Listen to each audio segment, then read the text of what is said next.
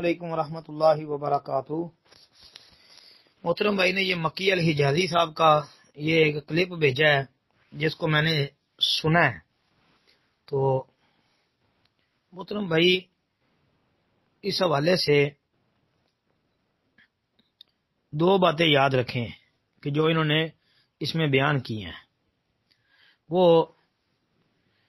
کیا ہیں۔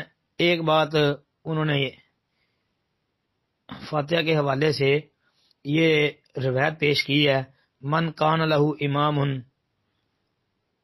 فقراءۃ الامام لہو قراءۃ، یہ والی روایت سنن ابن ماجہ کے اندر اس کے الفاظ ہے من کان لہو امام فإن قراءۃ الامام لہو قراءۃ، یہ ابن ماجہ کے الفاظ ہے۔ تو بھائی یہ روایت تو ثابت ہی نہیں ہے۔ سنن ابن ماجہ میں 850 نمبر پر یہ روایت موجود ہے۔ تو میں نے اس روایت کے متعلق پہلے بھی کچھ عرض کیا تھا، ایک بھائی نے جو سکین بھیجے تھے کچھ، تو ان کا جب میں جواب دیا تھا تو اس میں یہ روایت بھی تھی، یہ والی من کان لہو امام فقراءۃ الامام لہو قراءۃ۔ تو میں نے کہا تھا کہ اس کی کوئی سند بھی ثابت نہیں ہے، اور سنن ابن ماجہ والی سند کے اندر جابر جوفی ہے جو مرکزی علت ہے۔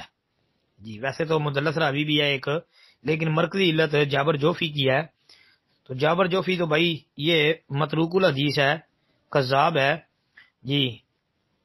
امام مسلم وغیرہ نے، امام نسائی وغیرہ نے اس کو متروک قرار دیا ہے، بلکہ امام ابو حنیفہ رحمۃ اللہ علیہ کے متعلق آتا ہے کہ انہوں نے کہا کہ میں بڑے جھوٹے دیکھے لیکن جابر جوفی جیسا جھوٹا نہیں دیکھا۔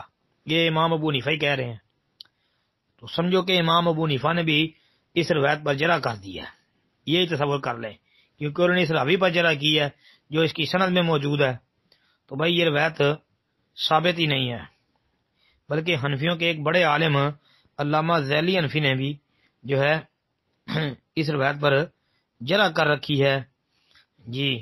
وہ آپ دیکھ لیں ان کی کتاب نصب الرایا جلد 1 صفحہ 345، اس کو چیک کر لیں، انشاءاللہ آپ کو پتہ چل جائے گا کہ جی حنفیوں کے نزدیک بھی یہ روایت ثابت نہیں ہے جی۔ اس کے علاوہ بھی اس کی جو سندیں پیش کی جاتی ہیں تو کوئی ایک بھی سند پایہ ثبوت کو نہیں پہنچتی، ایک بھی سند پایہ ثبوت کو نہیں پہنچتی۔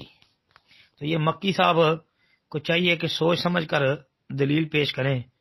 مکی صاحب نے روایت تو بڑے زور و شور سے پیش کر دی ہے، ایسے معلوم ہوتا ہے کہ مکی صاحب کو اس روایت کی سندی حیثیت کا بیچاروں کو پتہ ہی نہیں، تو انہوں نے روایت بغیر جرح کے پیش کر دی ہے جی۔